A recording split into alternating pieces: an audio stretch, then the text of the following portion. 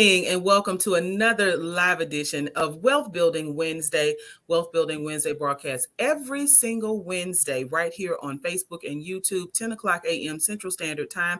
If you're trying to tune in live, if you are not able to tune in live and would rather hear the audio, we rebroadcast every Wednesday, 1:30 in the afternoon on our media partner, WBFZ 105.3. Broadcasting all the way across the Black Belt of Alabama. Wealth Building Wednesday is a product of TRHT Selma. TRHT Selma exists as a partnership between the Selma Center for Nonviolence and the Black Belt Community Foundation. We are excited every Wednesday because we always bring you an amazing guest with great information. And today our guest is very much a part of our Wealth Building Wednesday family. Miss Sandy Hesley from Lifelines Counseling. Welcome, welcome, welcome. Hey guys, excited to be here as always. Yes, and you always bring us some great information. You put that information always where the goats can get it, so to speak, so that we can all understand it. Whether we're talking about credit or home ownership, we're not using acronyms that the people don't understand. We break it down for you. So today, will be just like that. And so again, thank you so much, Ms. Hesley, for your time. So we have a lot to talk about. We've been in communication since your last time here. I've been finding out about some different things that people are marketing out here, talking about this thing called credit. Now, I know sometimes people say, oh, that's a curse word. I don't want to know about my credit. But our credit is it hinges everything in our life. It's connected to those 9 numbers, our social security number, how America identifies us, and that credit score, those 3 numbers from those 3 companies that monitor how well we manage our bill paying system, right? Because we just have to create our own personal system. Correct. So now credit, it can help us. It can help us get better jobs. You talked about this the last time you were here with us. It can help us get better jobs, live in better neighborhoods. That's when our credit is good. But when it's bad, it can impact us. It can cause us to not have access to certain jobs, to not have access to certain funding streams, and other opportunities. So I wanted to though, in this moment, talk to you and ask you to help us better understand the numbers behind, like, what can actually happen to our spending plan or to our money when we have a low credit score. So like, let's consider the actual difference between what a person who has like a 780 or 820 credit score would pay for a car, the very same car, versus someone who has, say, like a 520. Well, I pulled up some numbers, and this is just, for example's sake. Yes. But let's say somebody has a 7, like you said, a 780. And let's say they want to get their dream car. I'm just going to go big, know, a Mercedes, a Range Rover, something that's really up there and costly. So let's say they get an item and they want to, I tell you what, let me backtrack. Because I deal so much with mortgages, if you don't mind, let's use a mortgage. Okay. Yeah, absolutely. I deal so much with mortgages. Let's say you get approved for $150,000. Okay. Your dream house, and you're gonna go, traditionally 30 years fixed mortgage, and you have a score up there, a really good score. And we know that rates have just recently gone up. Yes. So let's say you qualify and you get an interest rate of, let's say, 5.64. Where you're looking at a monthly payment of like $865. Okay. Now, let's jump on down to like a 520. You're looking at an interest rate of like 9.29. which and like I said, I'm just throwing examples out there, which is gonna take your payment. You could have had an 865. That's Mhm. gonna take your payment to $1,238. Wow. That's a huge difference. That Mm. is. So and like I said, and that's really not too far off because rates have gone up. Mhm. Rates are ridiculous compared to how they were. I'm just 6, 7 months ago. Right. It's not like we're Mhm. talking about a year or 2 years ago. We're talking about 6, 7 months ago. So Wow. there's a huge difference. That's why it pays to guard your credit, Mhm. to monitor your credit, Okay. to pay debt on time as agreed, Yeah. keep debt to a minimum, and you'll reap the rewards of that when it comes to, especially purchases, especially major purchases like this. And the same thing holds true to a car. You know what I'm Mhm. saying? You're going to get the better rate versus the high rate. Absolutely. So it's really important. I wanted us to spend some time in having a conversation about the actual numbers, because so often we hear, good credit, versus bad credit, well, I can still get it. Mhm. Yes, you can still get it, but the amount you're going to pay, what you're going to pay in the long run. I Oh, mean, yeah. for purchasing a car, you're talking about potentially paying interest rates that are aligned with a credit card Yeah. You're right. versus, right, You're right. versus the Uh-huh. zero. Like, we see the beautiful commercials, they're out now, because the 2022s have got to fly off the lot and Yeah. zero down and 0% interest. It's like, but it says in the fine print for qualified buyers. Yep. Right. And qualified buyers typically is going to end up being a high credit score. Hmm. So even higher than like a 650. So you're gonna, Oh, yeah. yeah. So like what you said, you gotta guard your credit, Mhm. because in the long run you save money by making sure you pay your bills on time. And like you said, not just on time, but as agreed. Hmm. Right. Like, well, you said my minimum payment. I'm paying on time, but it wasn't the minimum payment. Yeah. Like, and pay more than the minimum if you Yeah. can. Yeah, if Hmm. you got that credit card, honey, or you're financing something, pay more than what they're asking you to pay so that you can cut that interest down even further. Hmm. So now, are there any banking products? Because I know home ownership is on the mind of a lot of folks in our community. And so we're trying to get our credit scores where we can pay less. We want that 800 house note, that mortgage, as opposed to paying that 1200. So like, are there any banking products that you're aware of that can kind of help us build or improve our credit to get it to where we can qualify for that 800 a month? Well, the biggest banking product is going to be your secured loans. Okay. It's going to be either a secured credit card or just a secured loan or secured line of credit. That those are going to be the products, the banking products that are going to generally help you to try and help build that credit score back up. Okay. And it's going to take you investing your own money, basically. Okay. And but those are the main products that banks offer that could help you um, on the road to rebuilding your credit. And let And me it just just is say, slow.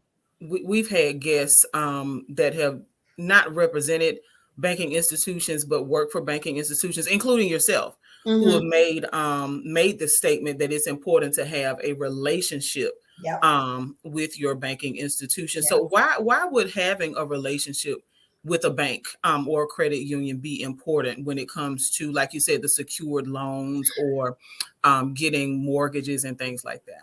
Because sometimes there's incentive because you're a customer. Mhm. Um, uh, Usually, like with us, when I was in banking, if you had an account with us, if you had a relationship with us, that's what they looked at. And like I said, there was incentive tied to it for you, getting additional products with that institution.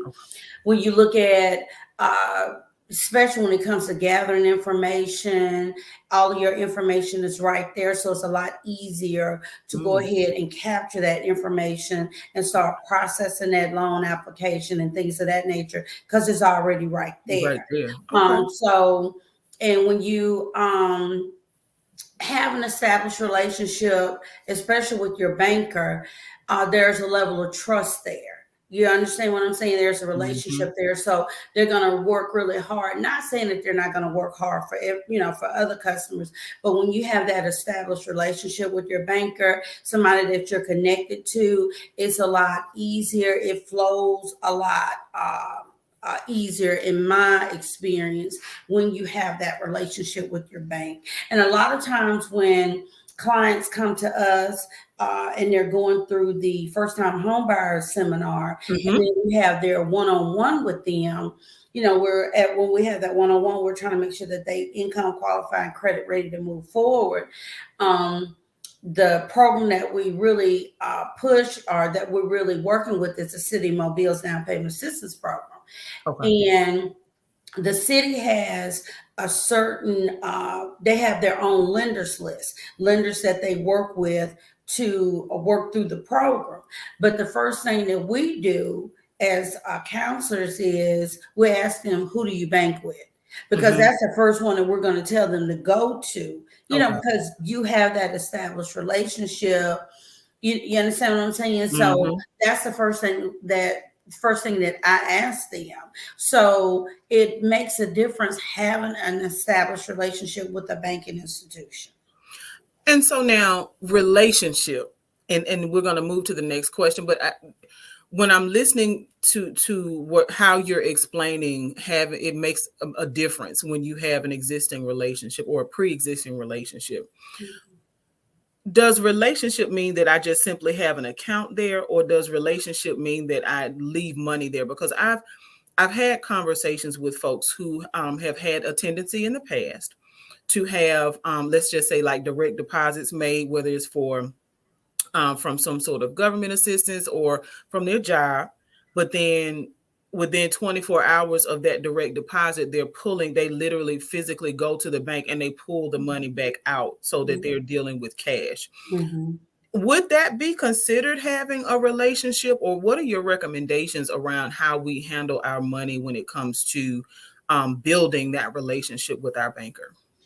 You don't want to be, and my grandkids have this word Okay. suspect. Yes. That just drives me crazy. That's a little Yes. sus That's to me. us, right? But when you're snatching everything out as soon as it gets in there, what are you doing? You Okay. want to have an audit trail. And, Mm, that's my bank. But you don't have really a relationship with them if you're just going and snatching everything out as soon as it gets in there. You okay. know what I'm saying? We want to know, when it comes to lending, when it comes to, purchasing a house, purchasing a car, we need to look at your account and it needs to tell a story. Mm-hmm. You, Okay. you see what I'm saying? Mm-hmm. So when you come snatching out all of your money, the story you're telling me is, I really don't trust y'all. I'm taking this money. I Yeah. don't know, and I don't know what you're doing with it. And some people think, well, it's my money. You don't need to know. Yes, I do. When you come and you want to take some of my money, the bank's money, want to Mm, borrow our money. You understand mm-hmm. what I'm saying? So it's a give Mm-hmm. and take. And so when you come take it all out, how do I know that you're handling your finances the way that you should? That would tell me that you're ready to borrow money to purchase this car, to purchase this house. Mm, Does that make sense? it So does. you need to tell a story. So even though my bank is Regions, but do you really have a relationship with Regions? You Right. understand what I'm saying? Or is Regions an associate? You know how you have friends and you have Friends and associates. You understand what I'm saying? Yeah, yeah. so it makes a difference. So yeah, you have a banking relationship with me, but how deep does that relationship really go? And Yeah. how much do you trust me in this relationship? You want Yeah. us to trust you with this $100,000, but you don't want to trust us with your 2,000 that you All have right. going to your account every month. You see All what I'm right. saying? So you have to, that's kind of how you have to look at it. All right. Now, see, this is an important conversation to have because we got to know how these relationships work. Mhm. And the bank wants to know, like, do you Yeah. trust us? Because I mean, it literally them off any banking institution or any person for that matter. If you Yeah, look, if you somebody say, "Girl, let me borrow $200," do I trust you with that $200? yeah, What have exactly. yourself I monitored about you? Do you buy your shoes before you pay your light bill? I don't know if I can trust you with my Exactly. $200. Like, Exactly. so we like I said, we've been talking throughout, since your last visit with us here on Wealth Building Wednesday. And so if folks are just tuning in, we're talking about credit, and we're walking through a conversation related to building banking relationships, and the difference that your credit score actually makes when purchasing, especially making major purchases. Wanted to ask you though about this thing that I ran across. I saw an article in a magazine, an online magazine, um, about something called credit privacy numbers, or CPNs. What in the world is a CPN? Please explain it to the people. Well, what it is similar to a social security number. It's a Okay. 9-digit number, and it's similar to a social security number. And you have to go through the Social Security Administration to obtain the number. Okay. Okay. And a lot of people at one point, and they may still be doing it, the credit repair, and I hate to sound like I'm beating up on them, but I'm not. Credit repair companies were marketing, getting you that number to Mm-hmm. help start you a new credit file. Like if your credit is jacked up, Mm-hmm. we'll just get your CPN number and get you started all over again. And that is not the way that it works. It does not work that way. And especially with it coming from the Social Security Administration, they're going to link the two together. Right. So, you can't really separate them. And the thing for me is we got to learn to stop trying to take shortcuts. Mm-hmm. You understand what I'm saying? Yes. If if you turn that car in because you couldn't pay it anymore, I get it. Life happens. Mm-hmm. Mm-hmm. I'm not saying stuff doesn't happen. I totally get it. But make arrangements to pick yourself up, see where I am, pick yourself up, dust yourself off, get Yeah. with the company. Okay, how can I fix this? How can Yeah. I, get things straightened out? If it belongs to you, make arrangements to pay it. Stop trying to find a way to get from around it, because eventually it's going to catch back up with you. So that was the whole thing with the CPN number. And you really have to present a legitimate reason for needing the number. Mm. And just Okay. I just want one. No, you got to have a legit reason for wanting it. So it's almost like you have to apply for it, but you have to Okay. qualify for the number. And what I read was that a lot of famous people, Mm-hmm. high up people would get this number and to protect their privacy, which I Right. totally get. I Right. totally get it. So you have to really have a legit reason for needing a CPN number. You can't just decide that I want to get it. My credit's jacked up. I want to just start over fresh. So I tell you what, let me get a CPN number so I can start applying for. No, it doesn't work that way. I'm so glad that you have shared these facts with us, because literally, the article that I was reading was talking about the level of fraud that some of, like you said, the credit repair services, Mm-hmm. the fraud that they were committing by listing false reasons for Mm-hmm. their clients to need a CPN. And the fact that people, the IRS and others, Social Security Administration, Department of Justice, were Mm-hmm. cracking down Yeah. on folks who are doing that. In addition to some other things that are happening in American finances, and Mm-hmm. people, like you said, you're gonna pay for it one way or the other. You may, think that you've gotten away with it, but think about the habits that you still have that won't Mm-hmm. benefit you, right? If you're not working on that credit yourself and start to pay those things down. Because if we think about it, our spending plans, our budgets tell us where our priorities are. Yeah. Mm-hmm. So if shoes and clothes and cars are the priority, then, that's one going to say a lot to our children, because that's when we leave here, that's when they really get to know who we are, Yeah, you're exactly right. and where our priorities have been.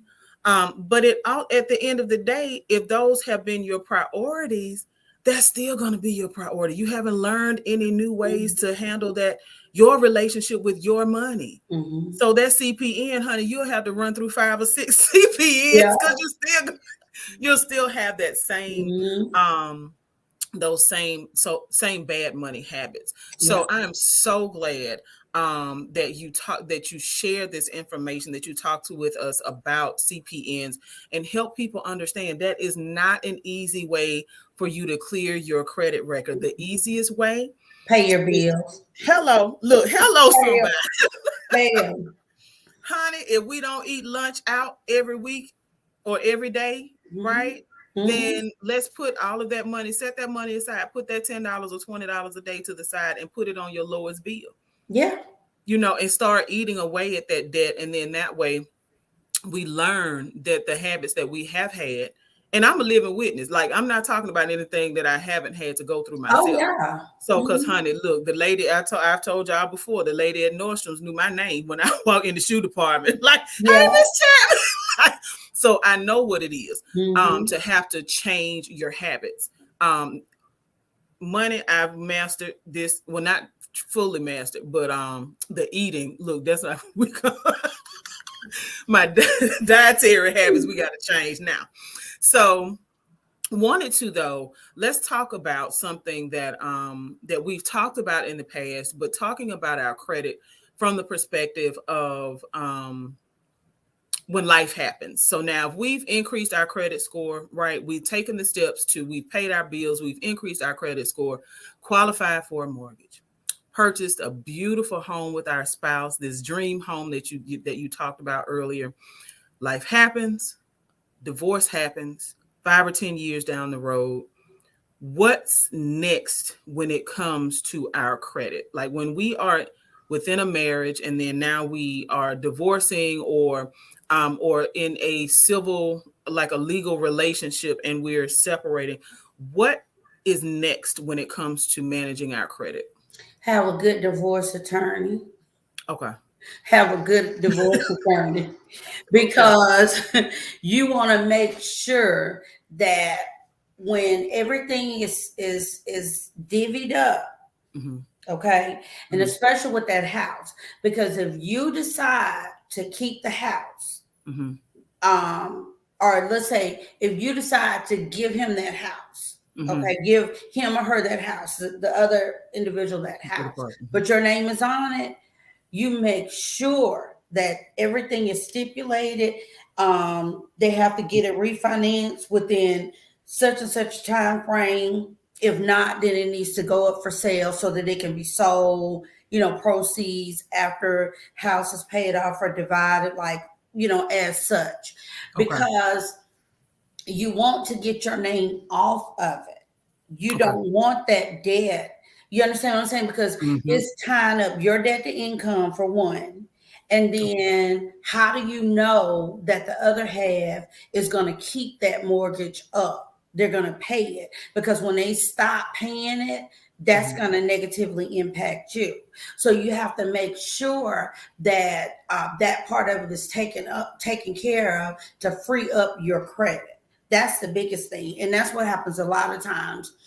They separate, be it divorce, or the civil Mm-hmm. union is dissolved, and one person gets the house, but they drag their feet about following through with what the divorce, Mm-hmm. or what the court states, that the Mm-hmm. house needs to be sold or refinanced within a certain period of time. So the thing of it is that you want it out of your name, Okay. so that you can protect your credit. Okay, so now what then happens in cases, say, like with bankruptcy? Um how do we, or what is bankruptcy exactly? Well, with bankruptcy, Mm-hmm. what happens is, I mean, bankruptcy, all it is it's a legal process where people cannot repay their debts, their creditors, Mm-hmm. and they're trying to get some relief. Okay. Okay. And it's something that is imposed by a court. You have to go through the court to get it. Okay.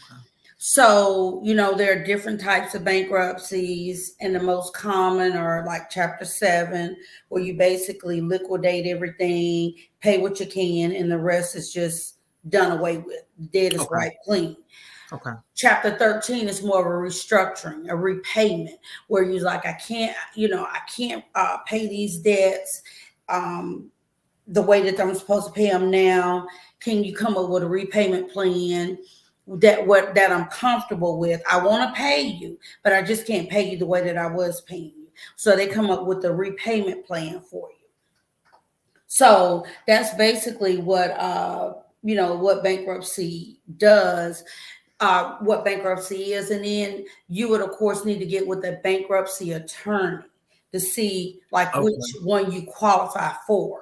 You understand what I'm saying? And the bankruptcy attorney would take you through the process.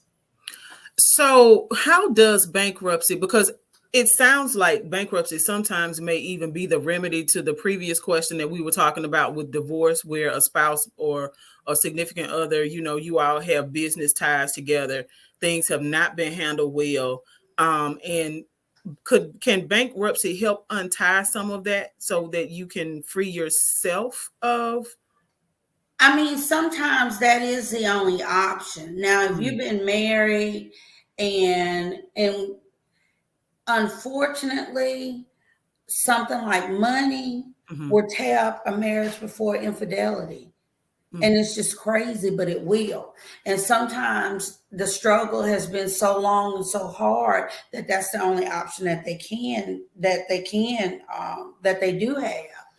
Um, and sometimes you divorce, and I want to keep the house, but I can't continue to pay this mortgage by myself. Mhm. So, you sell it. If you can't sell it, then that might be the only option. But the way that I look at it is, and then sometimes going through bankruptcy, you would have to do that in order to save the house because you don't want to lose the house. You Okay. understand what I'm saying? Okay. To stave off foreclosure. Okay. Sometimes that's the only option that you have. Mm. And I hope I'm not all over the place, Lydia, because stuff keep popping in my head. Mhm. But But this is helping us make sense of some things, that we may have, that we may have seen people struggle with or yeah, gone through ourselves. yeah. And Mhm. so with bankruptcy, that may be your only option. And what I try and tell people, for so long it was a stigma attached to filing bankruptcy and all of that. You Mhm. got to do what you got to do to take care of yourself, your family, maintain a roof over your head, all that kind of stuff. And then some people worried about their credit. Well, Right. your credit is probably already jacked anyway. It's already fell so far down that this is an opportunity for you to take the band-aid off the bleeding, Mhm. and let's apply some serious treatment to it to Okay. stop the bleeding. You're Okay. just putting a band-aid, but it's still gushing out. You need to attack the source of it. And sometimes filing bankruptcy is about the only thing that you can do, to take care of your current financial situation. I hope I answered that. It was all over the place. You did. And so what then happens to our credit in a situation like you said, going into bankruptcy? Credit is probably already not the best. Mm-hmm. So what happens? I've heard about this seven, and I'm again sitting in the seat of someone who may have this question. You've Mm-hmm. heard this 7 year um policy around bankruptcy. So if what happens to your credit or ability to make major purchases if you're in the midst of a bankruptcy?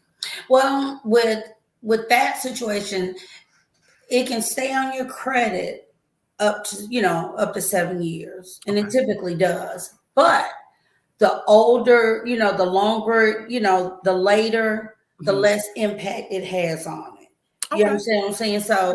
So, I filed, or was discharged 5 years ago. It Mhm. has less impact on your credit as it did when it was just a year ago that I was discharged. You see what I'm Okay. saying? So Okay. it can impact it.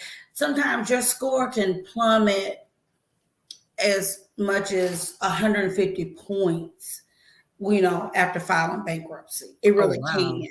But it will gradually rebuild as you pay that debt down, and once you get out of bankruptcy as well.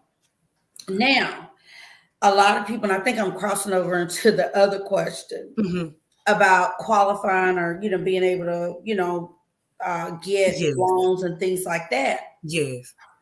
You can, but I'll say this, and I really, like I said, I keep saying I deal more with mortgages, and because we've had the situation come up all the time.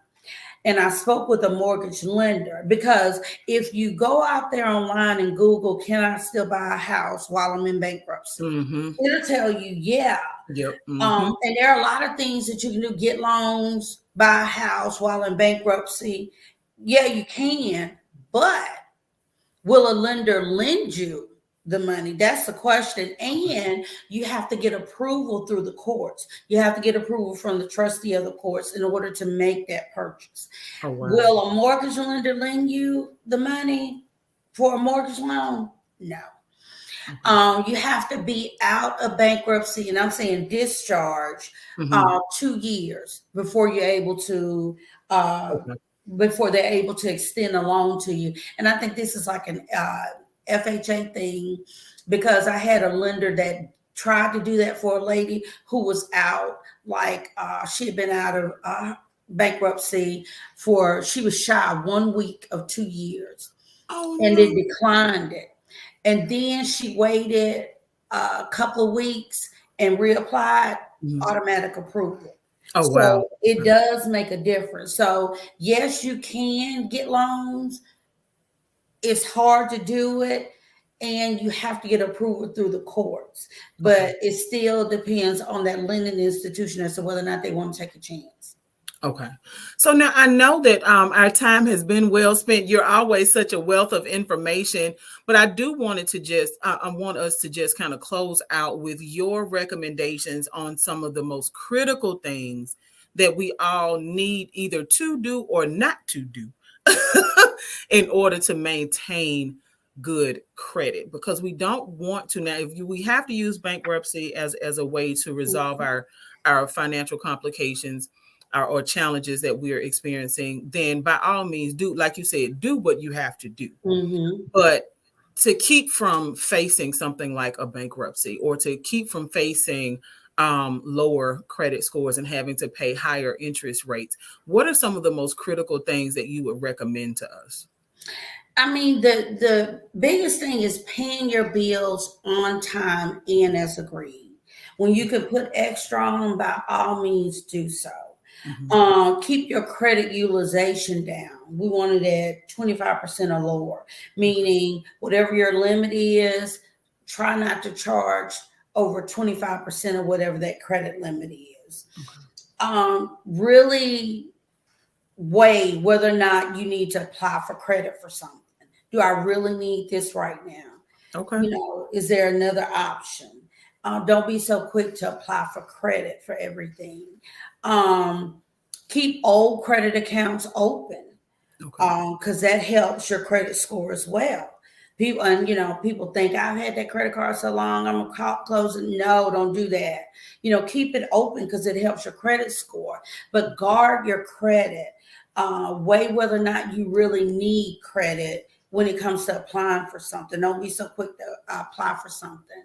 And pay your bills on time and as agreed, and keep your credit utilization down, and watch your debt to income ratio, meaning Okay. don't have a bunch of credit out there unnecessarily, but guard your credit and All check right. your credit Check your credit. Keep track of your credit. Check your credit because a lot of people don't do it. You should keep up with your credit. You should check your credit.